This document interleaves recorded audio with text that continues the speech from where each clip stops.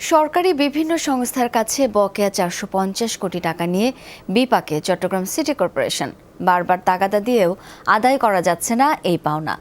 ফলে থেকে যাচ্ছে রাজস্ব ঘাটতি, কাটছে না কর্পোরেশনের অর্থ সংকট। এ ধরনের জটিলতা এড়াতে রাজস্ব খাতে অটোমেশন চালুর পক্ষে নতুন প্রশাসক। বন্দরনগরীর বড় একটা অংশ জুড়ে রয়েছে চট্টগ্রাম বন্দরের নানা স্থাপনা, যার হোল্ডিংয়ের বিপরীতে রাজস্ব পায় চট্টগ্রাম সিটি কর্পোরেশন। কিন্তু নিয়মিত কর পরিশোধ না করায় বন্দরের কাছে বর্তমানে সিটি কর্পোরেশনের পাওনা 160 কোটি টাকা। নতুন অ্যাসেসমেন্টে যার পরিমাণ 260 কোটি টাকা।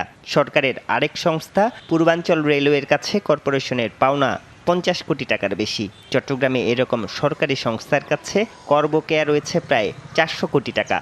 যেসব সরকারি বিভাগ তাদের কাছে দীর্ঘদিন বকেয়া রয়েছে, সেসব কর আদায়ের জন্য আমরা তাদের সাথে পত্র যোগাযোগ করছি এবং তাদের কাছে 1-to-1 সম্পর্কের মাধ্যমে সেই বকেয়া করগুলি আমরা আদায়ের চেষ্টা করছি। তবে বেশ কিছু উদ্যোগের কারণে গত বছরের চেয়ে এবার বেড়েছে গৃহকর সহ অন্যান্য কর আদায় হয়েছে 127 কোটি টাকা।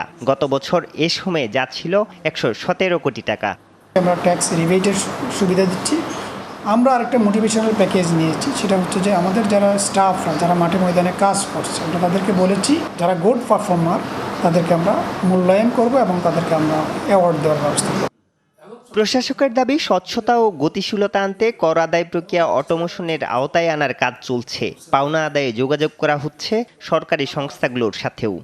অটোমেশনটা করে ফেললে মানুষ যখন ঘর থেকে বসে তার ট্যাক্সটা দিতে পারবে, তখন কিন্তু এটার ইয়েটা বেড়ে যাবে, আর হইল আপনার দাপ্তরিক দুর্নীতিও কমে যাবে। গত আগস্টে দায়িত্ব গ্রহণের পরপরই রাজস্ব বিভাগের 33 কর্মকর্তাকে বদলি করেন নতুন এই প্রশাসক। আরিফুর রহমান সবুজ, যমুনা নিউজ, চট্টগ্রাম।